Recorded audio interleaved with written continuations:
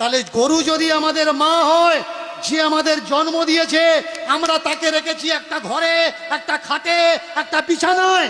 আর গরু যদি আমাদের মা হয়, গরুকে গলায় দড়ি দিয়ে আমরা বেঁধে রেখেছি গোয়াল ঘরে।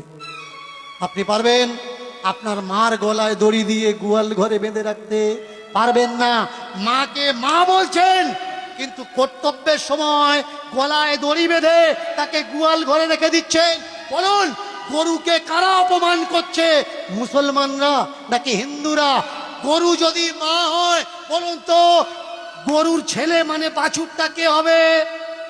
ছোট ভাই হবে। মার পেটে যে হয় সে তো ভাই হয়। এবার বলুন, গরুর বাছুর হলে, বাছুরটা যদি আমার ছোট ভাই হলো, 21 দিন পরে গিয়ে প্রথম দোয়াটা কতদিন দেন? কতদিন পরে দেন? 21 দিন না? তাহলে আপনার মা যদি আপনার ছোট ভাইকে জন্ম দিত, 21 দিন পরে আপনার ছোট ভাইয়ের গলায় দড়ি দিয়ে পাশে বেঁধে রেখে আপনার মায়ের জননীর গর্ভধারিণীর দুধ দুয়ে বিক্রি করতে পারতেন? আমাকে বলবেন না যে আমি হিন্দু ধর্মের অপমান করছি। আমি প্রশ্ন করছি, আমি জানি না, আমি অবোধ শিশু। আপনাদের কাছে জানতে চাচ্ছি কোনটা করা উচিত আর কোনটা করা উচিত নয়। বলুন তো, গরু যদি আমাদের মা হবে, অনেকে বলে গরু দুধ দেয়, গরু দুধ দেয়। ভালো করে শুনুন, গরু কখনো দুধ দেয় না।